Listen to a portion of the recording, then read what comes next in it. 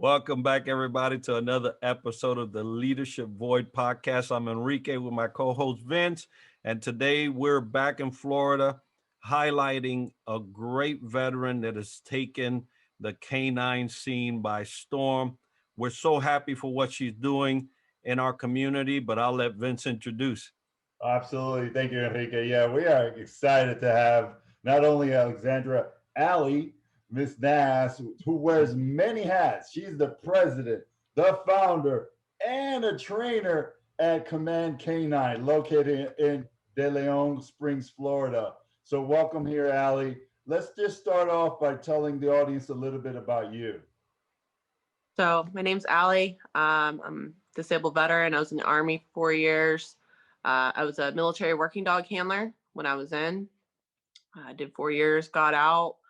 I worked as a contractor with the dogs for a couple years, worked for a couple service dog companies before starting my own dog training business, and then ultimately starting this nonprofit to help fellow veterans. Outstanding. Now, I tell you that I have seen my share of dog handlers on the Navy side and know that that community is really tight knit, even across the services. And what you do with the canines is just as astounding.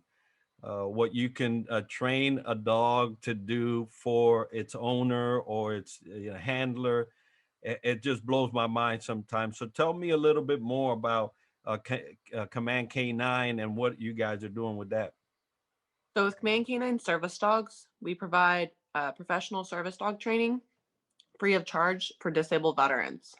So our program works in a couple ways. If the veteran already has a dog, they're not aggressive, skittish, fearful, they're just a good, sturdy dog, get along with other dogs, children, I'll teach them how to teach their dog.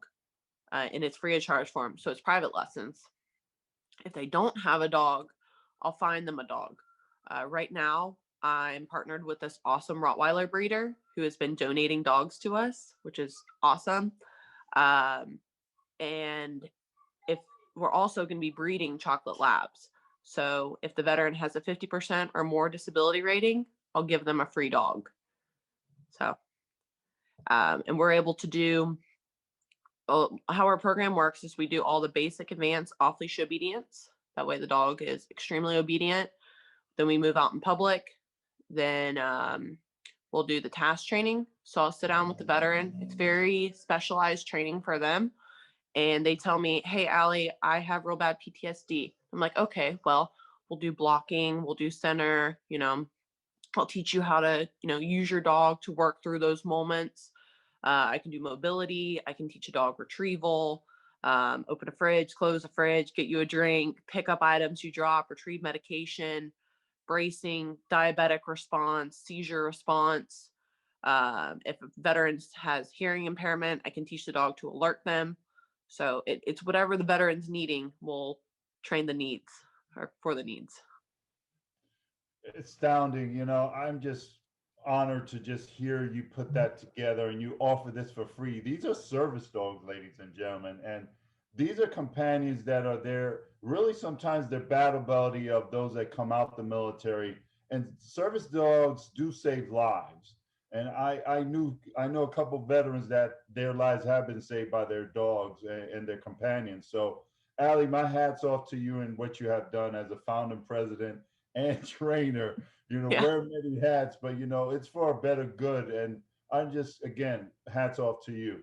So Thank understanding what happened in our last year with this whole pandemic, Canine Command Canine, how are you holding up, and what are you currently doing in this troubled times in the pandemic? We're doing good.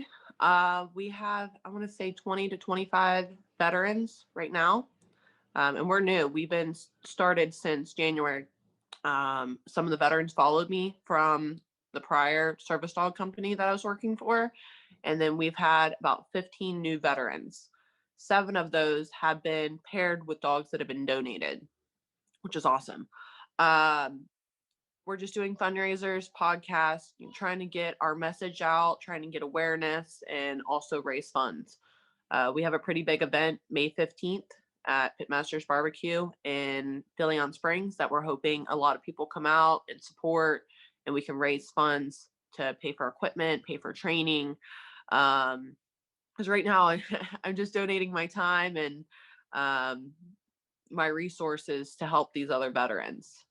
So That's outstanding. Now, you mentioned little events like these that, folks gather and can donate. Um, and I'm sure that you guys have future plans for what you want the company to be and the organization to be. So tell us a little bit about your future plans. well, I'm hoping within the next year or so. I have a small kennels right now. I can hold about, I don't know, 15 dogs. I'm hoping to build a 20 to 25 dog kennel building.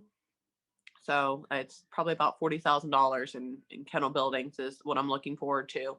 I'm hoping to be able to facilitate more veterans, and we're also going to be breeding those chocolate labs. So we'll have hopefully 10 to 15 dogs, if not more, each year that we're going to be training, pairing, and giving to veterans. We're hoping to build our team up. We have 5 members right now. They're all disabled veterans.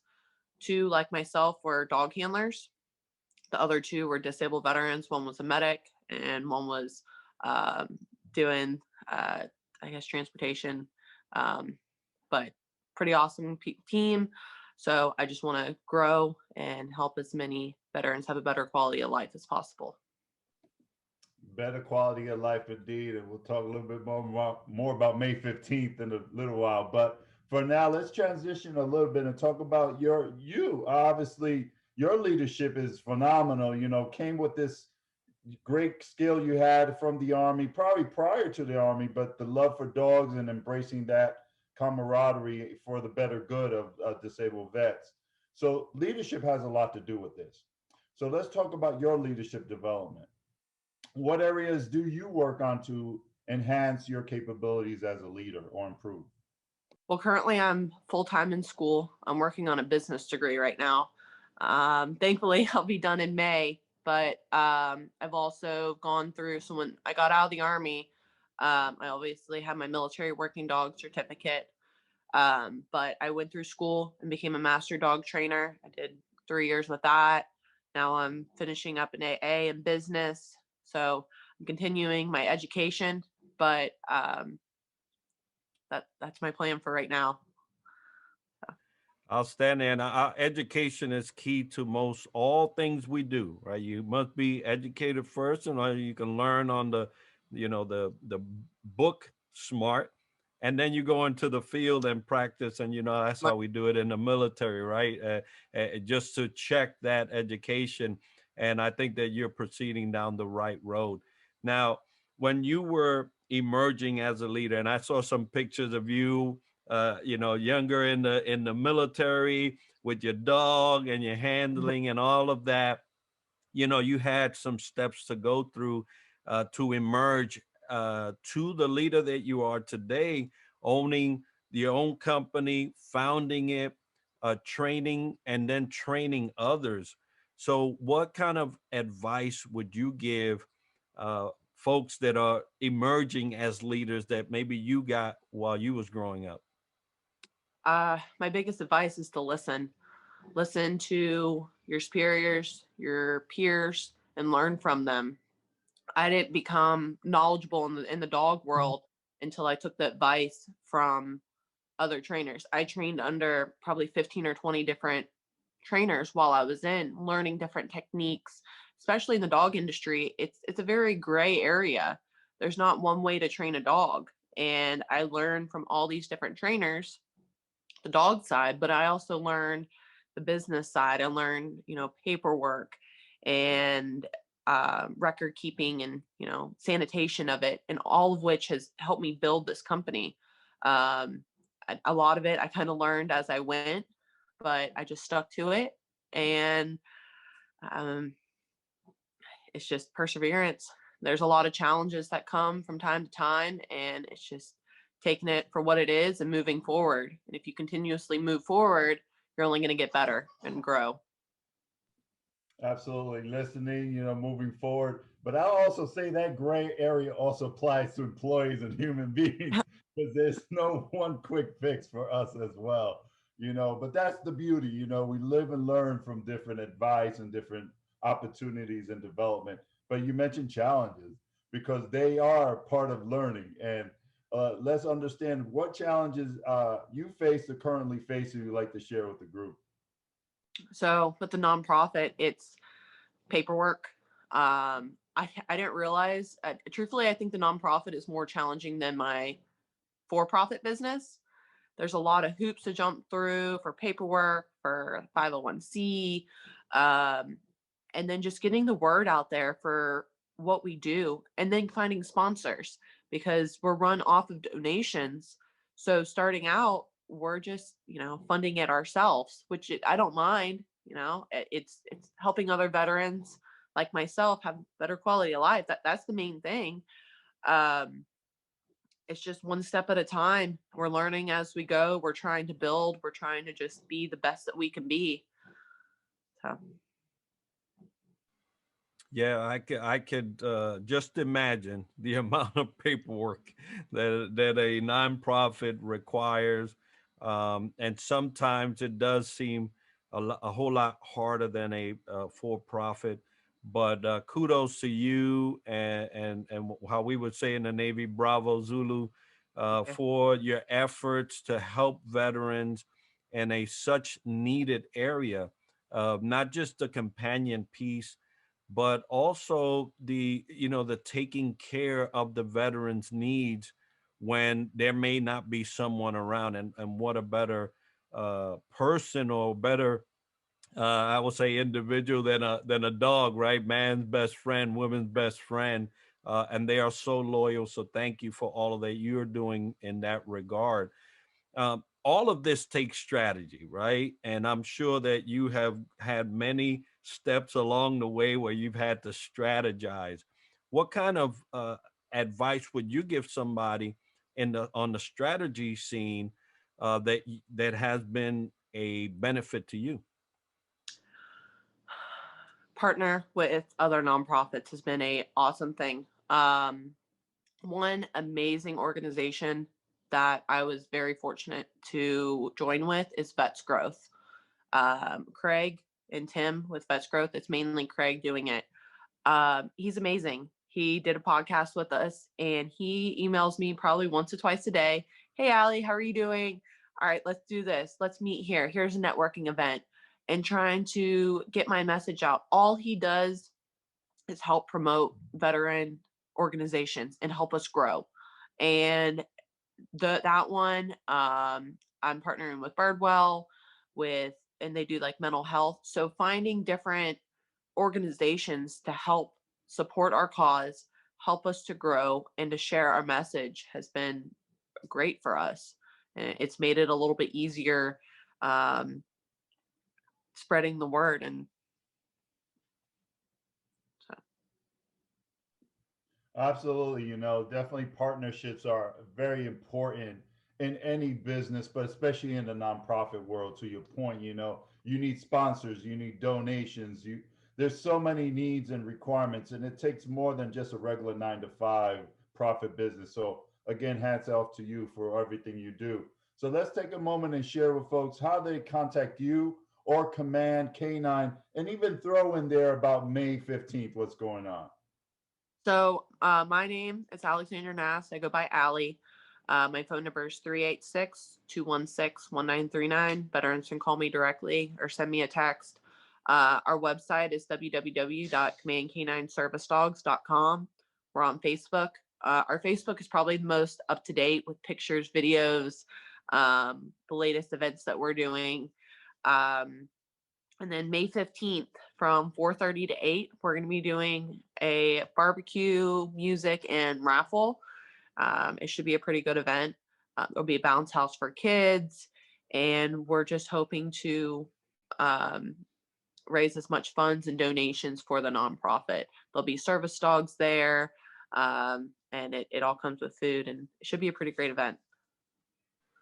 Well, who can resist barbecue, camaraderie, and canines, right? What Yeah. a what a trio! Such a great event to be part of. So I encourage anybody listening to make some space to go and visit them and show your love. If you would like to, uh, contact us, the leadership void at gmail.com is where you will do that. If you have anybody that would like to, for you to, for us to have on the show, just give us a nudge there. If there's anything in leadership realm that you would like for us to cover, we'll do that as well. So just send us an email and we will be sure to cover those things. Ali, thank you so much for being with us and sharing the great work that you're doing in the canine world, in the veteran space, and here in our community. We're so proud to have you in our community, and thankful that you've taken this venture on. And we wish you all kinds of success. Thank you. I just kind of keep motivation with it. I came out of the Army 4 years ago and was a disaster. My dog, I have a personal service dog, and he has given me a quality of life that I didn't think was possible. I came out with panic attacks. I couldn't hardly walk because of my back. Um, and now 4 years later, I'm trying to help other veterans have that same improvement in their life that I didn't see was possible for myself. And here I am. And here you are, you raised the bar when it talks of service before self. So again, hats off to you, Ali, what you're doing at Command K9. May 15th, folks, 9 of at 4:30. You can be there. I will be there to support, and I hope you join me and others to support this wonderful cause at Command K9. And for the folks that know, tomorrow we are going to have our radio check, which is on the 1st and the 15th of every month at 1900 hours. It's an opportunity that we go live and we have our brothers and sisters listen in. We connect, we assist one another, lift each other up, provide great services and resources just like Command K9. So please tune in at 1900 tomorrow. And next week, we stay in our backyard here in Florida, speak with another dynamic veteran doing amazing work in our community. So please stay tuned for that every Wednesday morning. But today, our hats off to Ali for what she's doing at Command K9. May 15th, folks, be there. Thank you, Ali. Thank you.